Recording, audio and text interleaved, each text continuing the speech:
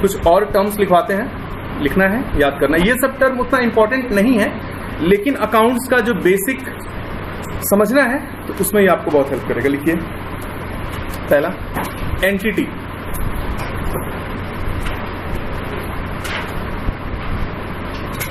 जो लोग अब एडमिशन लेंगे उन लोग के पास वीडियो क्लास का तो ऑप्शन रहेगा ही, लेकिन 20 से 30 जुलाई के बीच में वापस से स्टार्टिंग से हम पढ़ाएंगे। तो जो लोग आपके फ्रेंड्स लोग अब एडमिशन लेंगे तो वो लोग वीडियो भी कर सकते हैं, या लाइव में स्टार्टिंग से फिर पढ़ाएंगे तो क्लियर हो जाएगा। ठीक है, उससे आप लोग का पढ़ाई इफेक्ट नहीं होगा। 1 घंटा हम लोग एक्स्ट्रा टाइम दे देंगे, क्योंकि 20 जुलाई से 30 जुलाई 12th का छुट्टी रहेगा, तो 10 दिन रहेगा, वापस बेसिक्स हम लोग स्टार्ट कर देंगे। तो वीडियो वाले से बच्चा को डरने का जरूरत नहीं है जो एडमिशन लेगा कि वीडियो करना पड़ेगा। पहला क्या लिखा आप लोग? एंटिटी। एंटिटी का मतलब पर्सन, क्या एंटिटी का मतलब आपको हम क्या बताए थे? पर्सन बताए थे। ठीक है, चलिए लिखिए इसमें। Entity means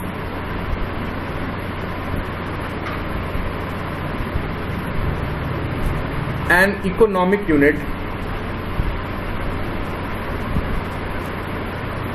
economic unit that performs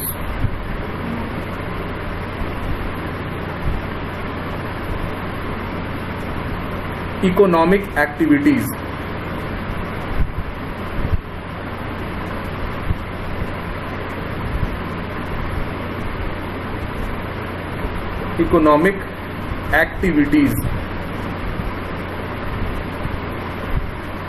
फिर लिखिए इवेंट।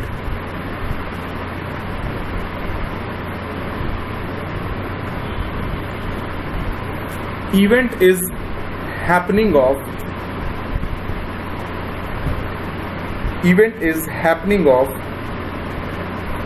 consequences CONSEQUENCES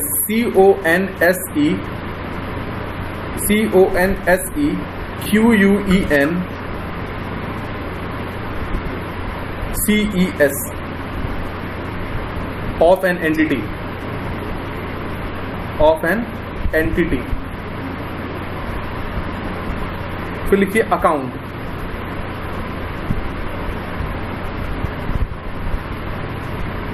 अकाउंट लिखा हुआ है, अकाउंट लिखने की जरूरत नहीं है, लिखा हुआ है, sorry.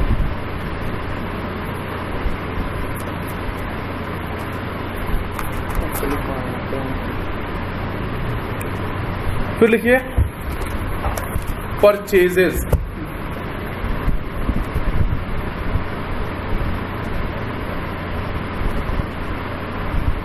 Purchases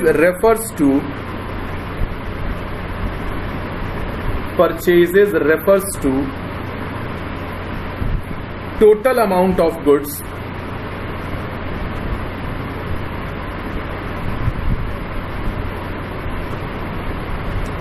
obtained by enterprise for resale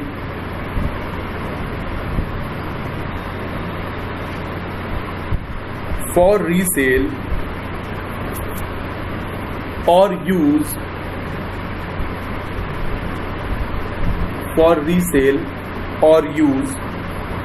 in production of goods,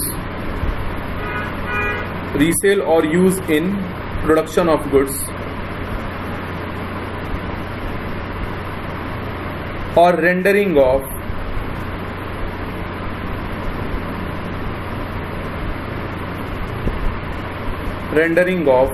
services in normal course of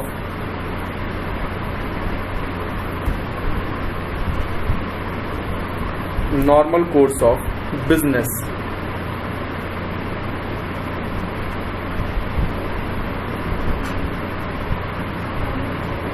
in normal course of business। अभी लिखवा रहे हैं, फिर समझाएंगे। फिर लिखो सेल।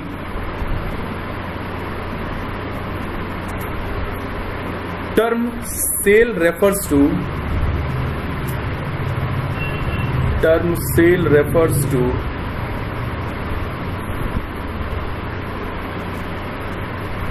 amount of goods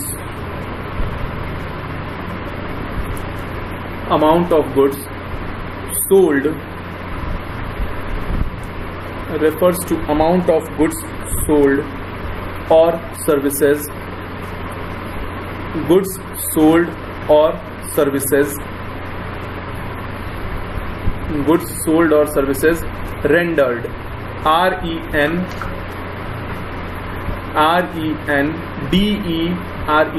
ठीक है, देखो गुड्स को सेल करते हैं, सर्विस सेल नहीं होता, सर्विस को क्या बोलते हैं? रेंडर होता है। समझ में आ रहा है? सर्विस क्या होता है?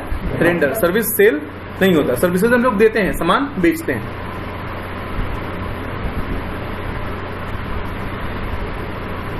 अगला वर्ड लिखो, अगला term purchase returns. Purchase returns, इसमें लिखो term purchase return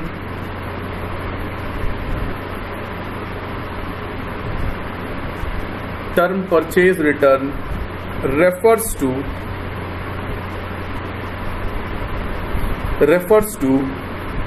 total amount of goods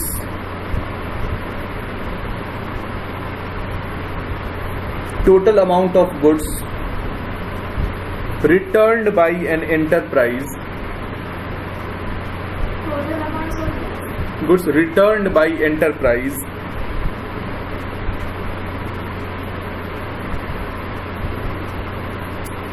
or supplier.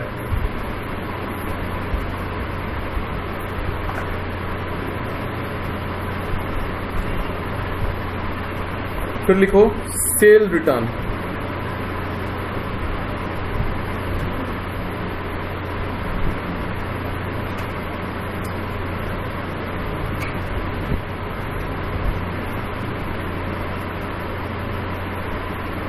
इसमें लिखो sales return refers to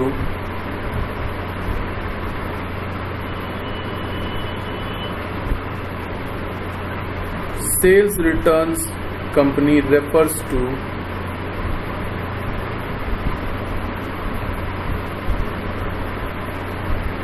total amount of goods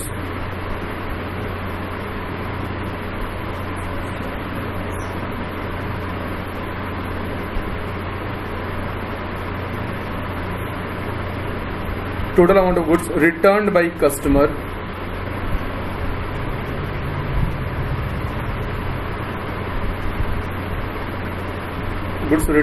customer to enterprise।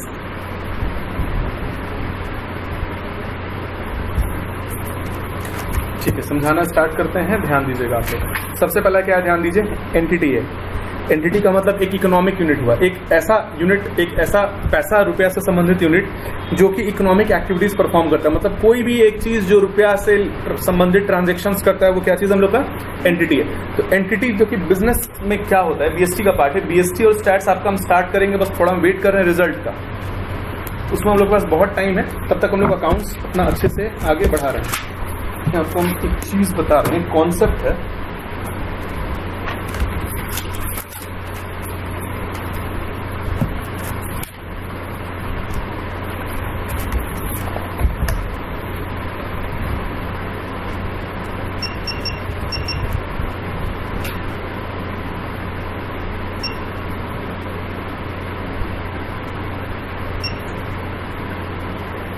देखो बिजनेस स्टडीज में क्या होता है ना, मतलब एक्चुअल में अगर आपसे हम पर्सन का बात कर रहे हैं, पर्सन का मतलब क्या होगा, हम रियल पर्सन का बात कर रहे हैं। आपसे हम जो है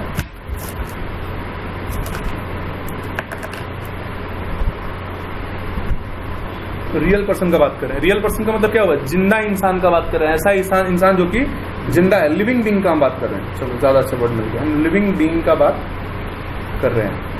ठीक है, ये किस चीज में, ये नॉर्मल सेंस में हो गया।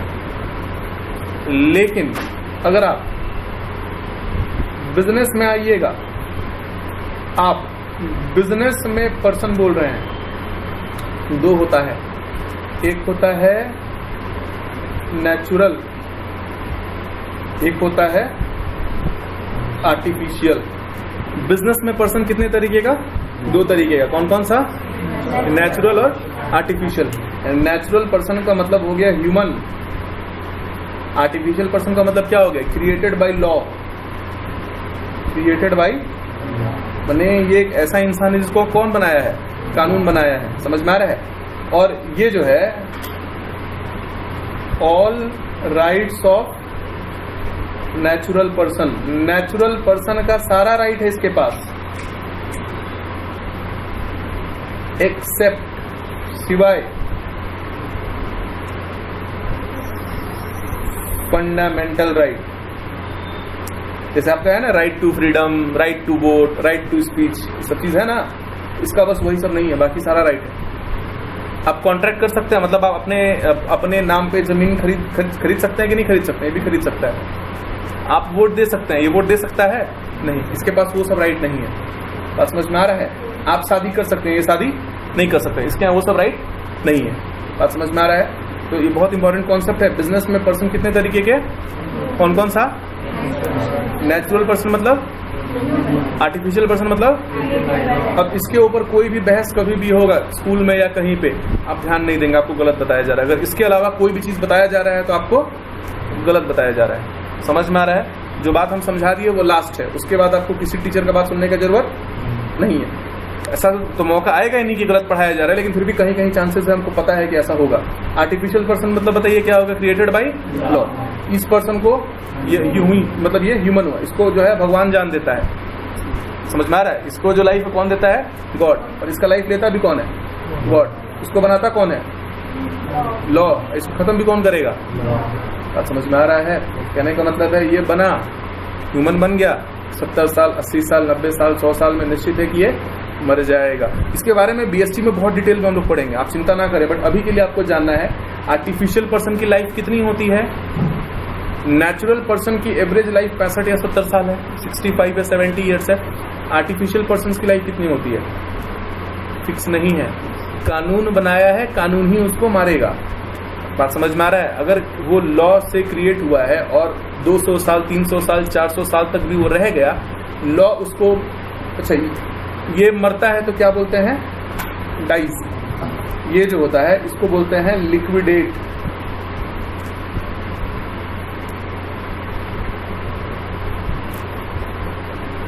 इसका एंड क्या होता है? मरना। इसका एंड क्या होता है? लिक्विडेट या वाइंड अप। क्लोज नहीं बोलते, क्लोज थोड़ा सिंपल सा इंग्लिश वाला वर्ड हो जाता है। कॉमर्स में भी एक दो वर्ड ऐसा होना चाहिए, लोगों को नहीं समझ में आए, बस वही चीज है। क्या बोलते हैं? लिक्विडेट या wind up. Created by law and liquidated या वाइंड अप बाय लॉ। बनाया कौन है? कानून। खत्म भी कौन करेगा? कानून। आप समझ में आ रहा है? इस बीच अगर कानून कुछ नहीं करेगा तो क्या होगा? ये जिंदा रहेगा? हाँ, ये जिंदा रहेगा, परफॉर्म नहीं करेगा। किताब में कंपनी एग्जिस्ट करेगा। हम जो बात बोले वो समझ में आ रहा है आपको? आर्टिफिशियल पर्सन कब मरता है? By law. समझ में आ रहा है? लाइफ कितना है? परपीचुअल सक्सेशन है, अनलिमिटेड, 200 साल, 300 साल, 400 साल। इंडिया पे जो ब्रिटिशर्स का कंपनी था उसका क्या नाम था? वो आज भी जिंदा है, वो आज भी अब इंग्लैंड में और बाकी सब दुनिया में अभी भी वो परफॉर्म करती है, बट उस लेवल पे नहीं करती है। अब वो नॉर्मल बिजनेस वाली कंपनी हो गई है। इंडियन सामान बेचती है, मसाला बेचती है, इंडिया का जो भी हैंडीक्राफ्ट आइटम है वो बेचती है। बट सोचो कितना पुराना कंपनी है। 1600 में शुरू हुआ था। 1600 में क्वीन एलिजाबेथ II उसको चार्टर प्रोवाइड करवाई थी, तो फिर इंडिया में आया था वो काम वाम करने के लिए। आज 400 साल पुराना वो कंपनी हो गया, बट जिंदा है वो। बात समझ में आ रहा है आप लोगों को? ठीक है, इसको लिख लीजिए।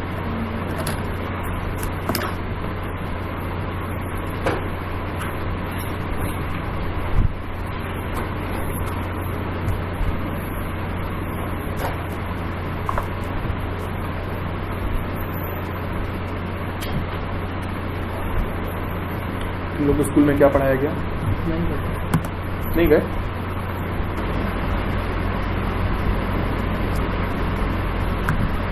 लिखिए इसको।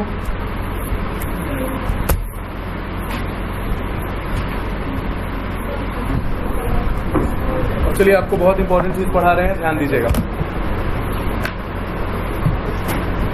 क्लास 11 में आप लोग एक चैप्टर पढ़ना है जिसका नाम जीएसटी है।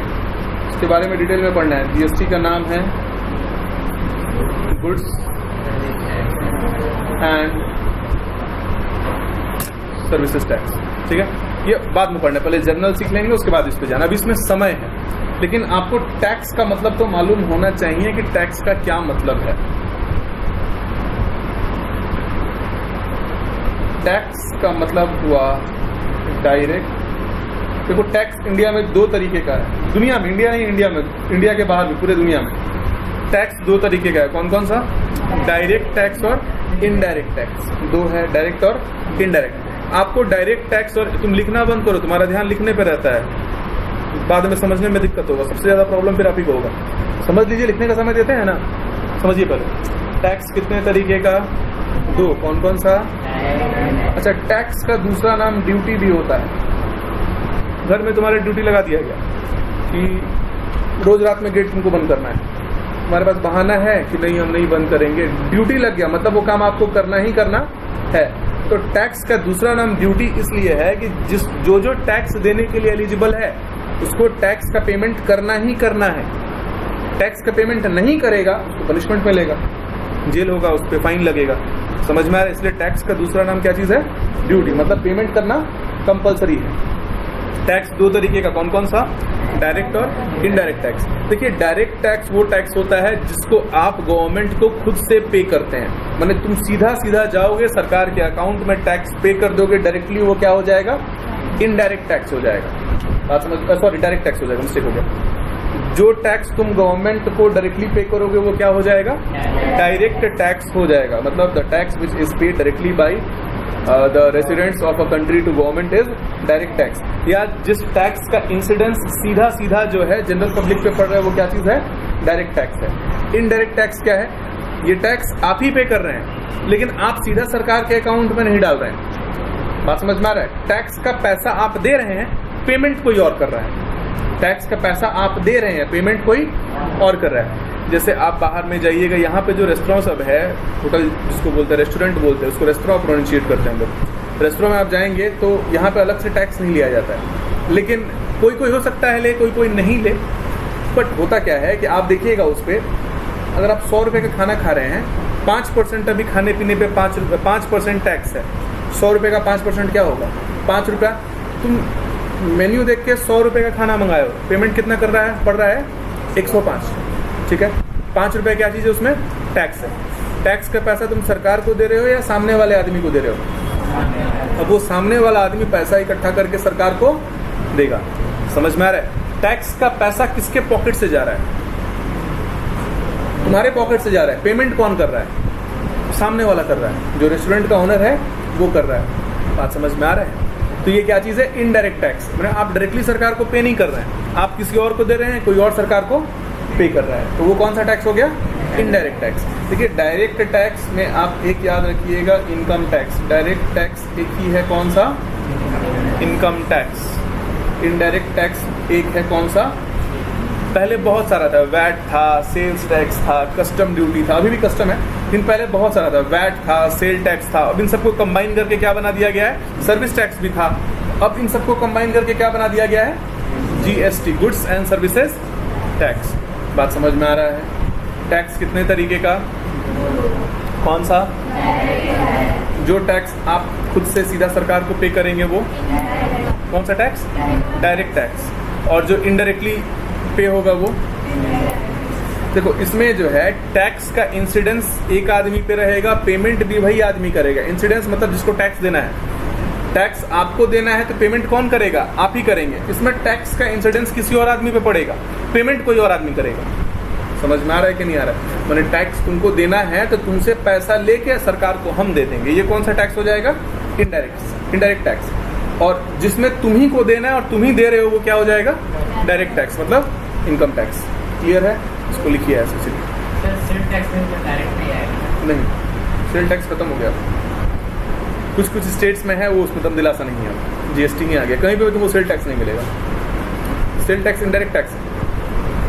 तुम्हारे यहाँ से सामान खरीदेंगे 1 लाख रुपए का, तुम उसमें टैक्स जोड़ दोगे। पैसा हम तुमको दे रहे हैं, पेमेंट कौन कर रहा है? तुम कर रहे हो। अब वो सब खत्म हो गया, तुम लोग को तो नाम भी बस बता रहे हैं तो पता है, नहीं तो कहीं नहीं मिलेगा, GST मिलेगा सब।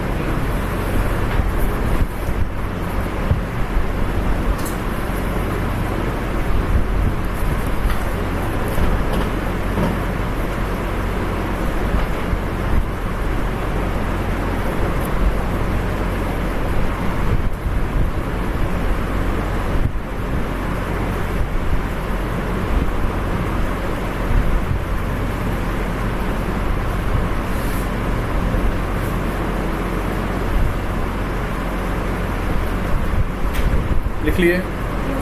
ठीक है, चलिए लिखिए डेफिनेशन डायरेक्ट टैक्स का।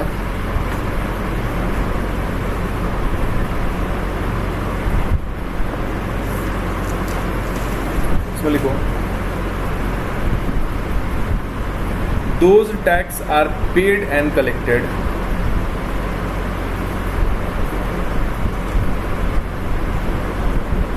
those tax are paid and collected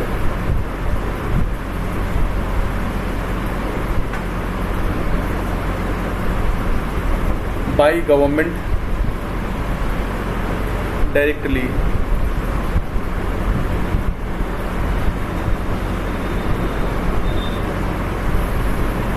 paid to कर दो, ठीक है।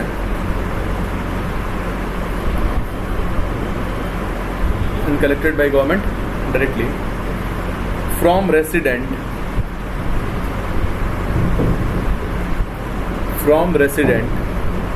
सिटीजन मत लिखिएगा, सिटीजन और रेसिडेंट अलग होता है, समझ में आ रहा है?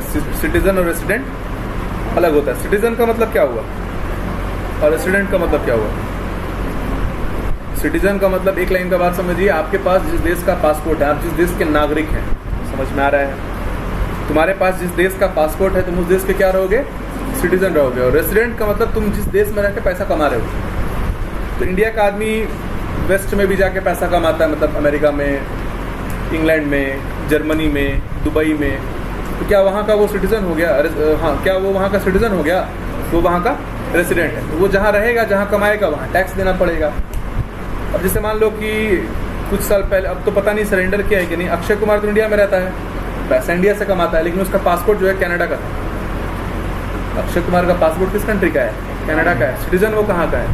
कनाडा का है। समझ में आ रहा है? बट वो रह कहाँ पे रहा है? इंडिया में रह रहा है। पैसा कहाँ कमा रहा है?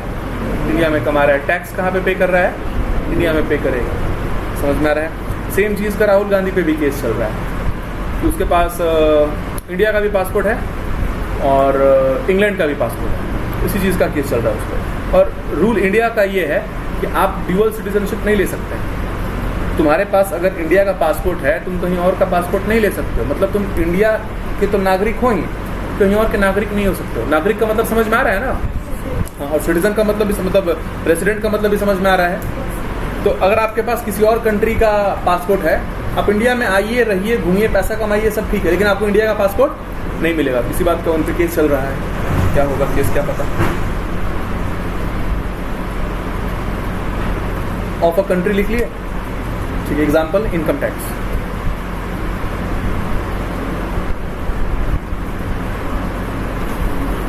Example income tax.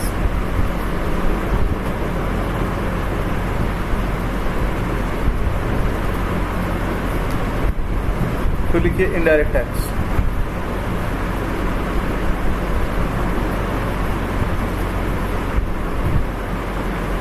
देखिए, indirect taxes are those taxes,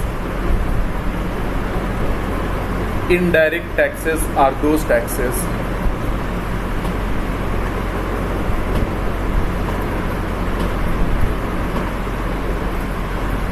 which are not paid, oblique collected, not paid oblique collected by government directly,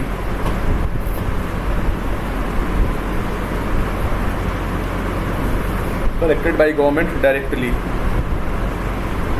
but the amount of taxes flows to government, flows,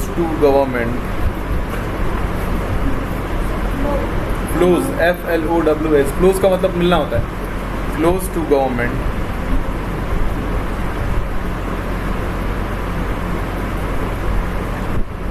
at predefined structure, at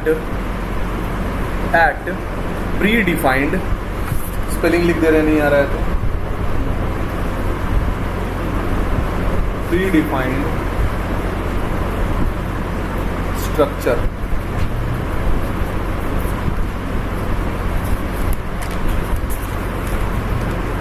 predefined structure. देखिए ठीक है। इसके बाद देखो indirect tax में कुछ और add करवा देना, ऐड कर लेना। इनडायरेक्ट टैक्स में लिख दो A GST और B सुन लीजिए, पहले लिखने का मौका देंगे। कस्टम ड्यूटी का मतलब टैक्स होता है। कस्टम ड्यूटी दो तरीके का होता है, इसके बारे में आपको जानना है, कहीं ना कहीं बुक में मिलेगा। पहला होता है इंपोर्ट ड्यूटी, दूसरा होता है एक्सपोर्ट ड्यूटी। देश के अंदर में सामान खरीदेगा और बिकेगा तो क्या लगेगा? GST। विदेश में सामान खरीदेगा और बिकेगा तो क्या लगेगा? Custom duty. कस्टम ड्यूटी में क्या होता है? इंपोर्ट ड्यूटी और एक्सपोर्ट ड्यूटी। क्लियर है? लिख लीजिए, ऐड कर लीजिए।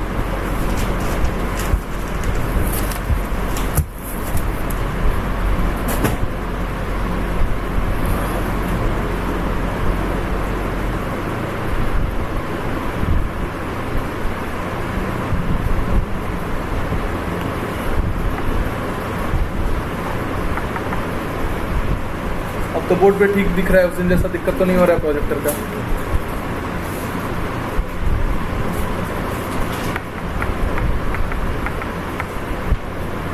हो गया? लिख लिए हैं?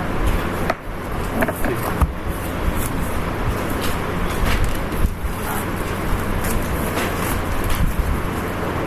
चलो अकाउंटिंग इक्वेशन से संबंधित 2-3 डाउट है, आप लोगों को समझा दे रहे हैं। जैसे कहीं देता है ना, परचेज्ड फर्नीचर 200, दो आइटम का नाम बताइए जल्दी। कैश एसेट है, एसेट है, क्या घटेगा क्या बढ़ेगा? कैश घटेगा, फर्नीचर आपको कहीं दे दिया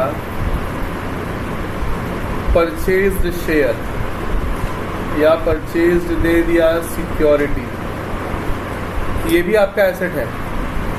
या आपको दे दिया इन्वेस्टमेंट्स, ये आपका क्या चीज़ है? इन्वेस्टमेंट्स। ये सब आपका क्या चीज़ है बताइए? फिक्स्ड एसेट्स है। करेंट एसेट्स नहीं होगा, ये सब क्या है आपका बताइए? फिक्स्ड एसेट्स है। बिल्कुल उसी तरीके से होगा।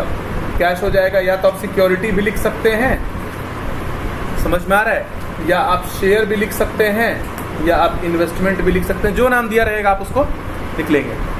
कंफ्यूजन क्लियर हो गया आप लोग का? देखिए एक चीज और बता रहे हैं, एक वर्ड आएगा डिविडेंड।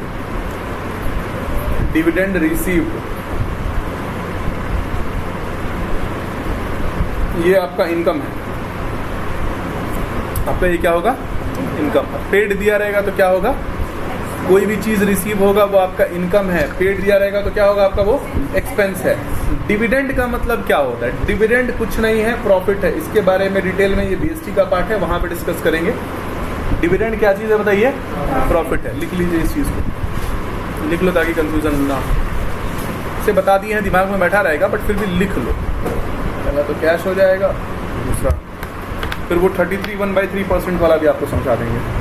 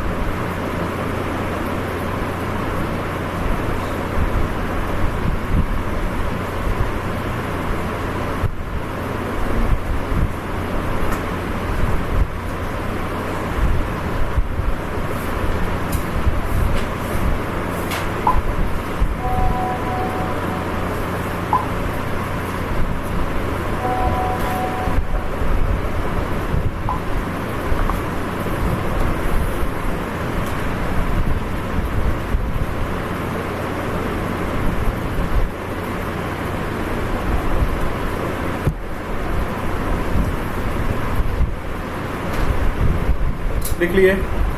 चलो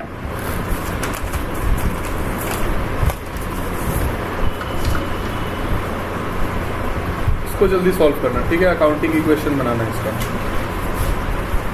sold goods costing 40,000 at 25% profit और कैश। देखो ये बन रहा है कि नहीं, शायद इसमें का बन जाए, आप लोग उसको बताएं। देखो ट्राई करो।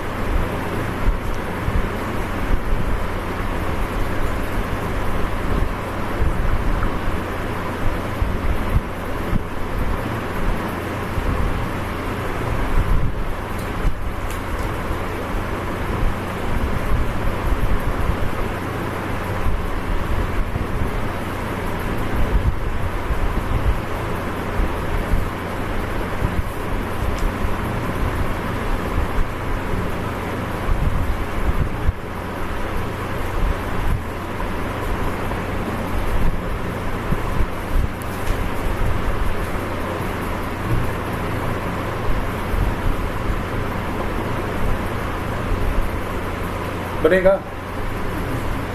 3 आइटम का नाम बताइए, क्या क्या है? स्टॉक, कैश और प्रॉफिट। सॉल्व कैसे किए होगे इसको? सेलिंग प्राइस निकालने के लिए प्रॉफिट कैसे निकालो ये बताओ। 40,000 इंटू 25% मतलब 25/100 10,000 आएगा। बोलिए हाँ या ना। कैश कितना होगा? 50,000। प्रॉफिट कितना होगा? 10,000। स्टॉक कितना होगा? सबसे बना होगा कि ऐसे A = L+C लिखें। तुमको गुलशन समझ में आया है? बनेगा इसमें का क्वेश्चन नहीं बनाई अभी। कैश क्या चीज़ है बताओ। उसको खाली वो बोलेगा और कोई नहीं बोलेगा। कैश क्या है? डरो मत, बोलो क्या है कैश? एसेट है, ठीक है। प्रॉफिट क्या चीज़ है? कैपिटल है। स्टॉक क्या चीज़ है? एसेट है। सामान बेचा है, क्या बढ़ेगा क्या कम होगा? सामान बेचने पे कैश बढ़ेगा या कम होगा? बढ़ेगा। प्रॉफिट है तो कैपिटल बढ़ेगा कि कम होगा? स्टॉक क्या होगा? घटेगा। क्या दिक्कत है? A = L+C। यहाँ लिख दिए कैश, यहाँ लिख दिए स्टॉक। लायबिलिटी में 0, कैपिटल में क्या हो गया? प्रॉफिट। क्या घट रहा है? स्टॉक घट रहा है। स्टॉक में ब्रैकेट लगा दिए। नहीं बनेगा?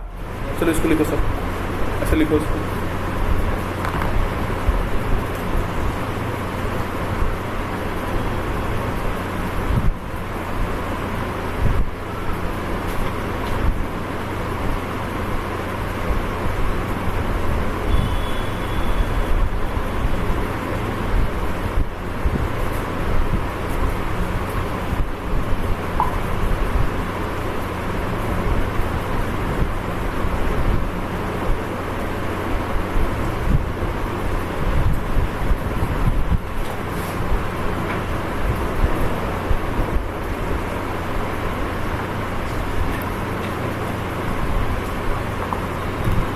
आगे अगला क्वेश्चन दें।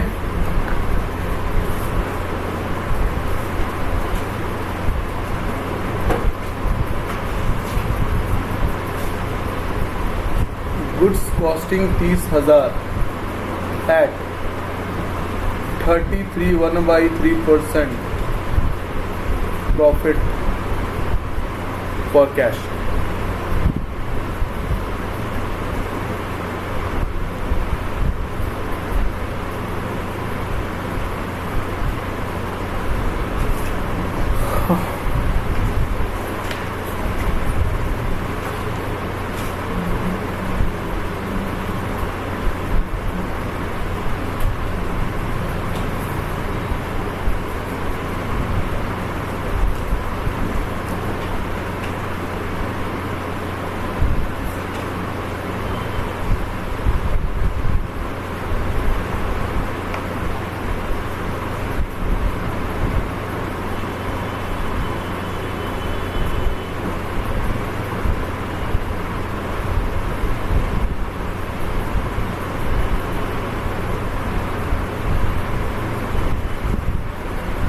बन जाएगा आप लोगों से।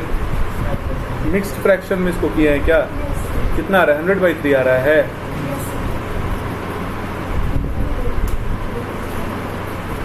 थ्री हंड्रेड आ रहा है। चलो यहाँ ध्यान दो, कभी भी आपके सामने 33 1/3 रहेगा, आप इसको सीधा 1/3 लीजिए। जैसे 25% को तुम 1/4 लिख सकते हो। 25% इज इक्वल टू 1/4। क्लियर है आप लोगों को? 25/100 करोगे, घटाओगे तो क्या हो जाएगा? 1/4। 33 1/3 कुछ नहीं होता है। 33 1/3 का मतलब क्या है? 1/3। तो प्रॉफिट क्या हो जाएगा? 10,000 होगा। 30,000 इंटू 1/3 घटा दोगे तो प्रॉफिट कितना हो जाएगा? 10,000। अब बन जाएगा। बस आपको बस यही जानना था, 33 1/3 का मतलब क्या होता है? 1/3। इतना ही जानना है आप।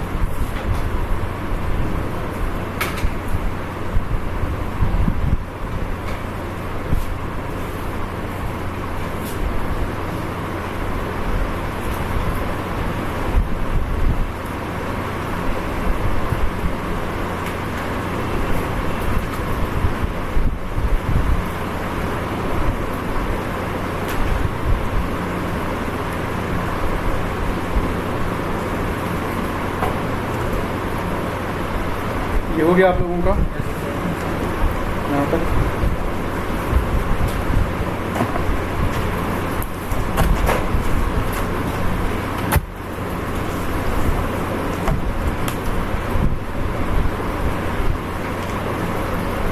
देखिए दो टर्म आएगा।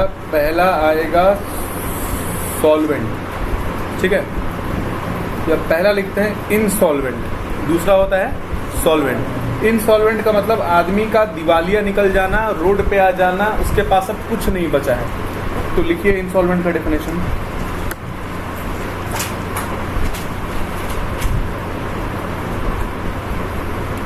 अ person is termed as insolvent. A person is termed as insolvent. Person is termed as insolvent when his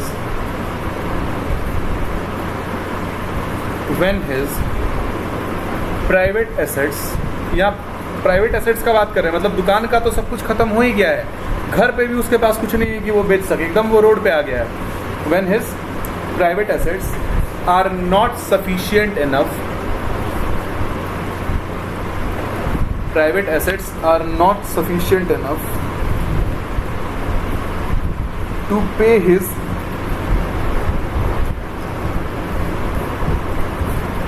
not sufficient enough to pay his debt.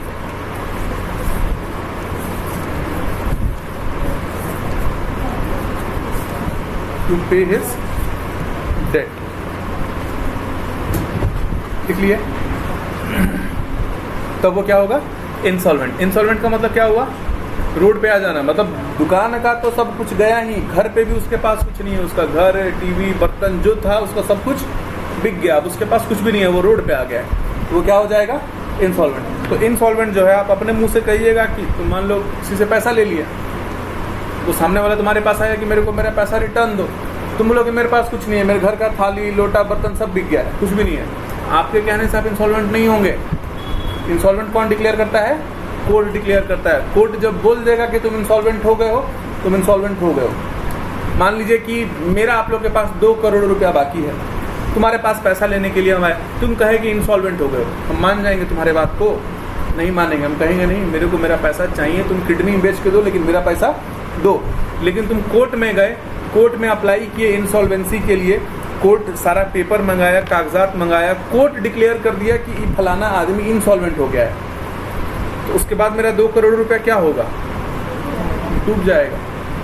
समझ में आ रहा है? मेरा 2 करोड़ रुपया क्या होगा? डूब जाएगा। कोर्ट अगर किसी को इंसॉल्वेंट डिक्लेयर कर दिया, उसके बाद अगर हम कहेंगे नहीं तुम किडनी बेच के मेरा पैसा दो, तो कोर्ट मेरे को सजा दे देगा। इंसॉल्वेंट कौन डिक्लेयर करता है? कोर्ट। लिखिए, अ person is declared insolvent, a person is declared insolvent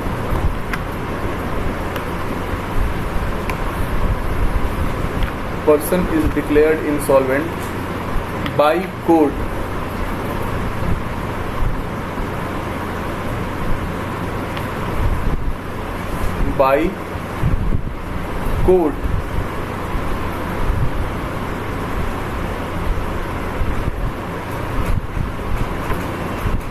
insolvent by court. लिख लिया।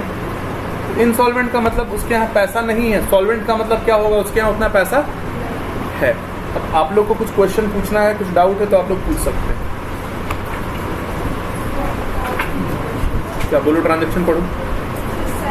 ये पूछ रहे फिर बता रहे। हाँ, पहला ट्रांजैक्शन है कि दूसरा ट्रांजैक्शन है? दूसरा। ठीक है, यहाँ ट्रांजैक्शन का नाम लिख रहे हैं।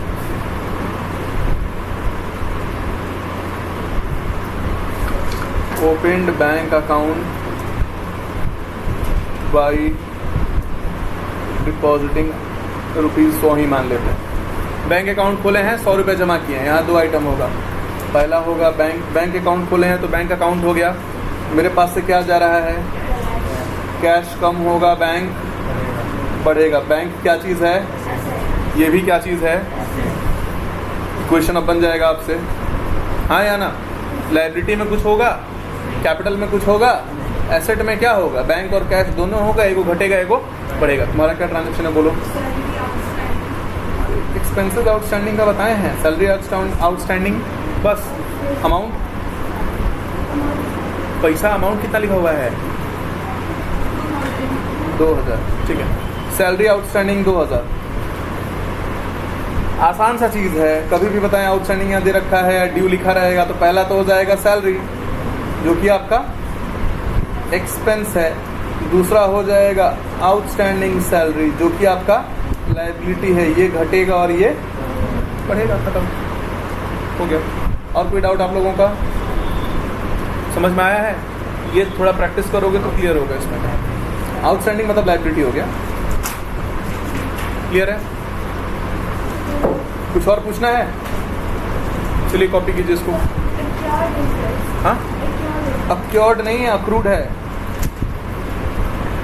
देखिए यहाँ पे एक है अक्रूड इंटरेस्ट, की भी आसान है। अक्रूड इंटरेस्ट अमाउंट कितना है? 10,000। हमारा मार्च का ट्रिप कैसा रहा? बढ़िया था। फिर जाना है? तुमको यहीं पे कैद करके रखेंगे। अक्रूड इंटरेस्ट तुम्हारा एसेट है, रुपया तो यहाँ बोला नहीं है। दूसरा क्या हो जाएगा? इंटरेस्ट तुम्हारा इनकम हो जाएगा। रुपया तो देखो यहाँ पे क्या हो रहा है, इंटरेस्ट मिलता तो कैश मिलता, तो कैश तो मिला नहीं है, कैश नाम का एसेट बढ़ा नहीं है, तो तुम अक्रूड इंटरेस्ट बोल के उसको रिकॉर्ड कर लोगे। समझ में आया है? चलिए इसको लिख लीजिए, आपको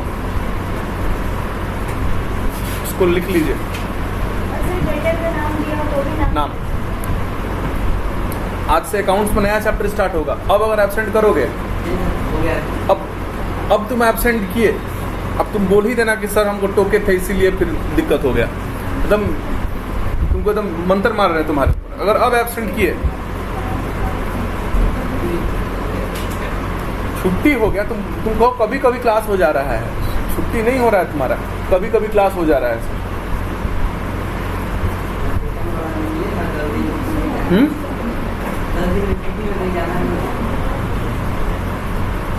हमको बच्चा लोग के बात पे 1 रुपए का भरोसा नहीं है। बच्चा इज इक्वल टू नेता, खाली बड़ा बड़ा बात करेगा कि विकास का काम करेंगे। नेता बोलता है, बच्चा बोलता है सर क्लास करेंगे, पढ़ाई करेंगे। पढ़ाई कर ले तो फिर समझ में आए।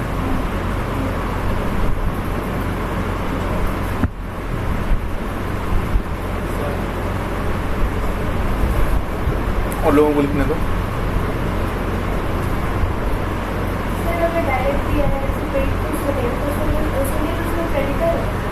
पेड टू, हाँ, जब तक नाम नहीं दिया हो एक्सपेंस नहीं मानेंगे। जब तक सैलरी या रेंट नहीं दिया उसको आप एक्सपेंस नहीं मानेंगे। हाँ बोलो। अभी पढ़ाई नहीं है, बस डेफिनेशन उसका लिखवाएं, उसके लिए वेट करो। गुड्स रिटर्न है, परचेज रिटर्न, उसका जर्नल होगा, उसका अकाउंटिंग इक्वेशन होगा, लेकिन डेप्रिसिएशन ये नहीं होगा अभी।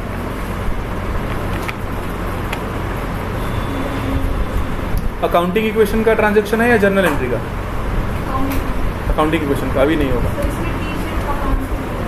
क्या बैलेंस शीट दिया होगा? देखें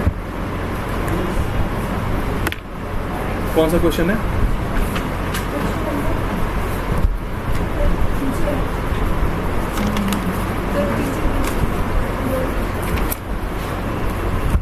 टी शेप अकाउंट कहाँ दिया? अच्छा वो कैपिटल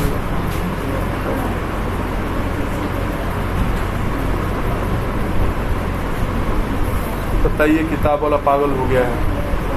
अभी बच्चा सबको कुछ पढ़ाया ही नहीं है और कैश अकाउंट दे दिया है। अभी समय लगेगा। Cash account, X account, Y account आपको मिनिमम अगस्त तक वेट करना पड़ेगा। जब वो चीज़ पढ़ा देंगे कुछ समझ में आ जाएगा।